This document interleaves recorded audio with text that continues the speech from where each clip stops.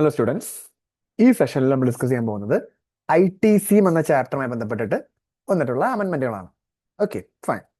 Actually ഞാൻ ഈ PDF 1, 2, 3, 4, 5 എന്ന് പറഞ്ഞ 5 അമെൻമെന്റ്സ് കൊടുത്തിട്ടുണ്ടെങ്കിലും അതിനകത്ത് നിങ്ങൾ വായിച്ചു നോക്കിയാൽ കാണാൻ പറ്റും മേജർ സെറ്റ് ഓഫ് അമെൻമെന്റ്സും is actually related to ISD, that is input service distributor.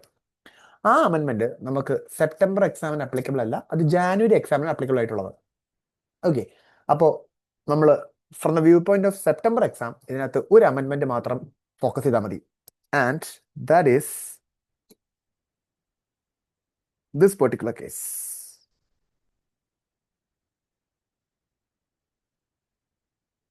X works contract. Okay, ഞാൻ ആദ്യം ബ്രീഫായിട്ട് എക്സ്പ്ലെയിൻ ചെയ്യാം, എന്നിട്ട് നമുക്ക് ഇമ്പോർട്ടൻറ്റ് കോൺസെപ്റ്റ്സ് ഒന്ന് വായിക്കാം. സി, നമുക്കറിയാം four availing ITC there are certain conditions അല്ലെ. ഈ കണ്ടീഷൻസ് എവിടെയാണ് പറഞ്ഞിരിക്കുന്നത്? സെക്ഷൻ 16 കണ്ടീഷൻസ് പറഞ്ഞിരിക്കുന്നത് of CGST Act. Okay, and 16(2) says that there are basically 5 conditions for availing ITC, and one among them എന്താണ് is that the supplier or the recipient should actually receive the goods or service or both. ഒരു ചോദ്യമുണ്ട്, ഒരു point ഉണ്ട് അല്ലെ. അപ്പൊ ആ പോയിന്റിൽ നമുക്ക് വന്നൊരു ഡൗട്ട് എന്താണെന്ന് വെച്ച് കഴിഞ്ഞാൽ ഗവൺമെന്റ് ക്ലാരിഫൈ ചെയ്ത് ഇത്രയേ ഉള്ളൂ, ഇത് ഏറ്റവും കൂടുതൽ എഫക്ട് ചെയ്യുന്ന ഒരു സെക്ടർ എന്ന് പറഞ്ഞാൽ ഓട്ടോമൊബൈൽ സെക്ടറാണ്. അപ്പം നിങ്ങളുടെ ലൈഫിൽ എപ്പോഴെങ്കിലും കാറോ മറ്റോ വാങ്ങേണ്ട ഒരു അവസരം വരികയോ ഫാമിലിയിൽ വാങ്ങുകയോ സുഹൃത്തുക്കൾ വാങ്ങുകയോ ചെയ്തിട്ടുണ്ടെങ്കിൽ നിങ്ങൾ കേട്ടിട്ടുണ്ടാവും, നമ്മൾ ഈ കാർ ഓർഡർ ചെയ്തിട്ട് കുറച്ച് സമയം എടുക്കും നമ്മളിൽ എത്താനായിട്ട് അല്ലെ, കുറച്ച് കാലം എടുക്കും. അപ്പം ആദ്യമൊക്കെ വിളിക്കുമ്പോൾ അവർ പറയും സർ കാർ എത്തിയിട്ടില്ല, അല്ലെങ്കിൽ മാം കാർ എത്തിയിട്ടില്ല, കാർ അവിടെ നിന്ന് പുറപ്പെട്ടിട്ടേ ഉള്ളൂ എന്ന് നമ്മുടെ ഡീലർ നമ്മളോട് പറയും. കുറച്ച് ദിവസം കഴിഞ്ഞിട്ട് ചോദിക്കുമ്പോൾ ചിലപ്പോൾ ഇവർ പറയും അവിടെ നിന്ന് പുറപ്പെട്ടു എന്ന് പറയും. എവിടെ നിന്ന്? മാനുഫാക്ചറിങ് പ്ലാന്റിൽ നിന്ന് മാനുഫാക്ചർ ചെയ്ത കാർ പുറപ്പെട്ടിട്ടുണ്ട്, ഡീലറിന് അടുത്ത് എത്തിയിട്ടില്ല എന്ന് പറയും.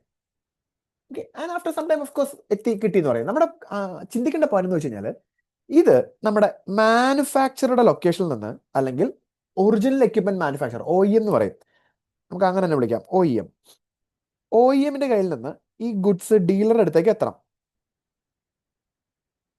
Okay, the question was, imagine ഈ സപ്ലൈ എക്സ് ഫാക്ടറി അല്ലെങ്കിൽ എക്സ് വർക്ക്സ് കോൺട്രാക്ട് എന്ന് വെച്ചോ. അതിനർത്ഥം എന്താ?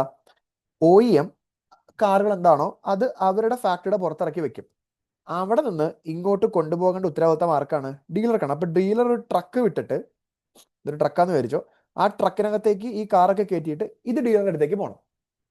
കുറച്ച് താമസം എടുക്കുമായിരിക്കും ഇത് OEMന്റെ അടുത്ത് ഡീലറുടെ അടുത്തേക്ക് എത്താൻ, ഒരു 10-15 ദിവസം താമസം എടുക്കുമെന്ന് വിചാരിച്ചോ. അപ്പൊ ക്വസ്റ്റ്യൻ ഇതായിരുന്നു വന്നിരുന്നത്, we know that ITC can be availed only when the person receives the goods or service or both. The question was, in this particular case, when did the dealer receive the goods? ഈ വണ്ടി ഡീലറുടെ പ്രിമിസിൽ എത്തുമ്പോഴാണോ അത് കിട്ടിയത്, അതോ അവിടെ നിന്ന് ഈ വണ്ടിയിലേക്ക് കയറ്റി വെക്കുമ്പോഴേ റിസീവ് ചെയ്ത് പറയാൻ പറ്റുമോ? അപ്പൊ ഇതിന്റെ പ്രസക്തി നിങ്ങൾ മനസ്സിലാക്കേണ്ടത്, OEMന്റെ അടുത്ത് ഗുഡ്സ് ഡീലർക്ക് കൊടുത്തു വിടുമ്പോൾ ഡീലറുടെ അടുത്ത് എത്തിയിട്ടേ ഗുഡ്സ് റിസീവ് ചെയ്തുള്ളൂ എന്ന് പറയുകയാണെങ്കിൽ ITC നമുക്ക് അപ്പഴേ എടുക്കാൻ പറ്റൂ. എന്നാൽ വൺസ് വണ്ടിയിലേക്ക് വെക്കുമ്പോൾ തന്നെ റിസീവ് ചെയ്തെന്ന് പറയുകയാണെങ്കിൽ ITC അപ്പഴേ എടുക്കാം. അപ്പൊ ഇതായിരുന്നു ചോദ്യം, എപ്പോഴാണ് ഇവിടെ ITC എടുക്കാൻ പറ്റുക? ആൻഡ് ഇതിന്റെ ക്ലാരിഫിക്കേഷൻ വന്നിരിക്കുന്നത് ഇവിടെ തന്നെ എടുക്കാം. ഗുഡ്സ് ട്രക്കിലേക്ക് കയറ്റി വെക്കുന്ന ആ ഒരു സമയത്ത് തന്നെ റെസിപ്പിയന്റ് ഡീലർക്ക് ഗുഡ്സ് കിട്ടി എന്നുള്ളൊരു അസംഷൻ നമുക്ക് ITC ക്ലെയിം ചെയ്യാനായിട്ട് പറ്റും. ഗിവൺ ദാറ്റ് ഈ ഗുഡ് അവിടെ നിന്ന് പുറപ്പെട്ടിട്ട് ഡീലറുടെ അടുത്ത് എത്തണം. ഇടയ്ക്ക് വെച്ച് നഷ്ടപ്പെടുകയോ മോഷ്ടിക്കപ്പെടുകയോ ഒക്കെ ചെയ്ത് കഴിഞ്ഞാൽ of course ITC will be blocked as per 17(5), അല്ലെങ്കിൽ ട്രക്കിൽ കയറ്റിൽ എടുക്കാൻ പറ്റും. ഇതാണ് ഇവിടുത്തെ main clarification. So easy. Okay, അപ്പോൾ നമുക്ക് നോക്കാം. ഇത് കൂടുതൽ ഞാൻ പറഞ്ഞ പോലെ തന്നെ ഓട്ടോമൊബൈൽ സെക്ടറിലാണ് വരിക. In automobile sector and civil industries, the OEM, that is original equipment manufacturer, often delivered goods to dealers under Ex Works contract. Under such contract, the property in goods passes to the dealer at the OEM's factory gate. Factory gate തന്നെ വരും when handed over to a transporter arranged at dealer's instance. അപ്പോൾ ഓർമ്മ വേണം, ഡീലറാണ് goods transport ചെയ്യുന്നത് കേട്ടോ. OEM ആണ് goods transport ചെയ്യുന്നുണ്ടെങ്കിൽ അത് ഡീലറുടെ ലൊക്കേഷനിൽ എത്തുമ്പോൾ മാത്രമേ റിസീവ് എന്ന് പറയാൻ പറ്റൂ. ഇതിപ്പോൾ ഡീലറാണ് വണ്ടി വിട്ടിരിക്കുന്നത്. ഓക്കെ, അപ്പൊ ഇവിടെ ആദ്യം സെക്ഷൻ 16(2) എന്ന് എക്സ്പ്ലെയിൻ ചെയ്യുന്നുണ്ട്. അതായത് 16(2) basically talks about conditions. 2B talks about that the recipient should actually receive the goods or service for availing the ITC. ആ പോയിന്റ് ആണ് പറയുന്നത്. ഇനി application to Ex Works contract, ITC is available to the dealer at the time the goods are handed over by the OEM to the transporter at factory gate, even if physical receipt occurs later. അതാണ് ഇവിടുത്തെ point. Okay, delivery is complete when goods are handed out to the transporter on dealer's behalf.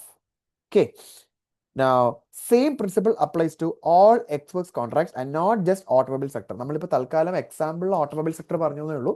This is applicable for all such cases. Okay. Now, there are some restrictions. അതായത് if the goods are lost, stolen or destroyed, written off or disposed of by way of gift or free samples after receiving the goods, ITC is going to be blocked. Okay, fine. Now, that's all.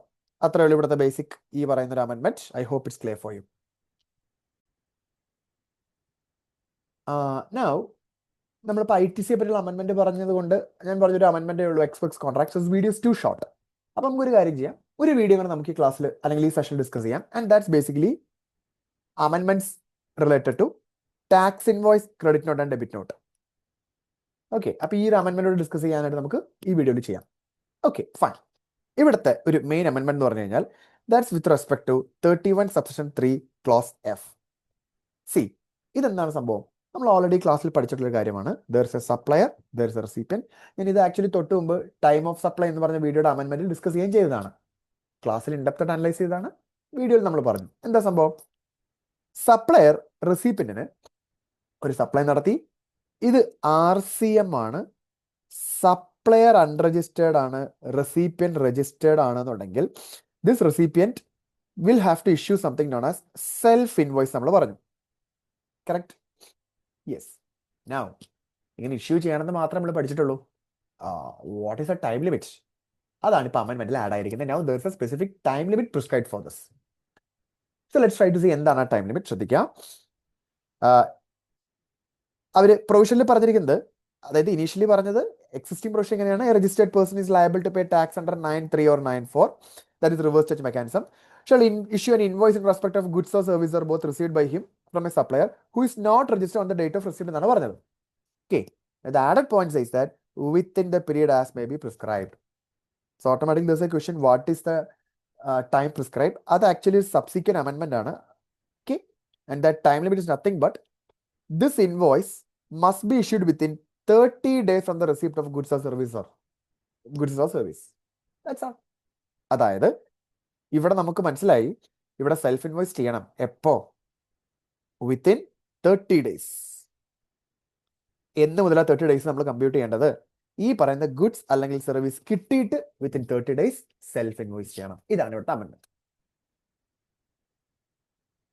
Okay, അപ്പൊ അത് രണ്ട് അമെൻമെന്റ് വരാൻ കാരണം സെക്ഷനിൽ main ആയിട്ട് പറഞ്ഞത് this invoice has to be issued within the time limit prescribed എന്നാണ് പറഞ്ഞത്.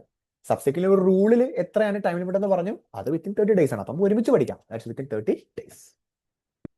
ഓക്കെ, ഇവിടെ ഒരു അഡീഷണൽ പോയിന്റ് കൂടെ ഉള്ളത്, അത് ഇതാണ്. An expression has been added. The expression supplier who is not registered shall include a supplier who is registered solely for the purpose of tax deduction under section 51. എന്താണ് സംഭവം? C, നമുക്കിവിടെ മനസ്സിലായി, supplier unregistered ആയിരിക്കുകയും recipient registered ആയിരിക്കുന്ന സമയത്താണ് basically self invoicing വരേണ്ടത്. അത് within 30 days എന്ന് പറഞ്ഞല്ലോ. അപ്പൊ ഈ അൺരജിസ്റ്റേർഡ് സപ്ലയർ എന്ന് വെച്ചാൽ രജിസ്ട്രേഷൻ ഇല്ലാത്ത സപ്ലയർ അല്ലെ? പക്ഷേ ചിലപ്പോൾ ഈ സപ്ലയറെ നമ്മൾ നേരത്തെ പഠിച്ച സെക്ഷൻ 51 എന്താ? TDS. TDS ഡിഡക്ട് ചെയ്യാൻ വേണ്ടി മാത്രം രജിസ്ട്രേഷൻ എടുത്തുള്ള കുറച്ച് എൻറ്റിറ്റീസ് ഉണ്ടാവില്ലേ? നമ്മൾ ഓൾറെഡി പഠിച്ചതാ TDS ചാപ്റ്ററിൽ. ആ എൻറ്റിറ്റീസിനെയും ഈ പ്രൊവിഷന്റെ പേർപ്പസിന് വേണ്ടിയിട്ട് അൺരജിസ്റ്റേർഡ് ആയിട്ട് തന്നെ ട്രീറ്റ് ചെയ്തോളണം. അതായത് നമ്മളിപ്പോൾ ഒരു ഗവൺമെന്റ് എൻറ്റിറ്റി എടുക്കുകയാണ്. ആ government entity normal GST registration അവർക്ക് ഇല്ല. അവർക്ക് ആകെയുള്ളത് എന്താണ്? 51 രജിസ്ട്രേഷൻ മാത്രമേ അവർക്കുള്ളൂ. And if they are providing service or supplied any kind of goods or service to a recipient and it's under RCM, then still the recipient has to do self invoicing. Recipient പറയാൻ പറ്റില്ല, ആ supplier registered അല്ലേ. നമ്മൾ ചോദിക്കുന്നത് എന്തിൽ registered? അല്ല, TDS പിടിക്കാൻ registered അല്ലേ? TDS പിടിക്കാൻ രജിസ്റ്റേർഡ് ആണെന്നുണ്ടെങ്കിൽ അത് ഈ ഒരു പ്രൊവിഷന് വേണ്ടിയിട്ട് അൺരജിസ്റ്റേർഡ് ആയിട്ട് തന്നെ ട്രീറ്റ് ചെയ്യണം. So with that we are done with the amendments related to tax invoice, credit note and debit note. അപ്പോൾ നമ്മൾ രണ്ട് ചാപ്റ്ററിന്റെ അമെൻമെന്റ്സ് ആണ് ഈ വീഡിയോ ഡിസ്കസ് ചെയ്തത്, ITC and tax invoice, credit note and debit not.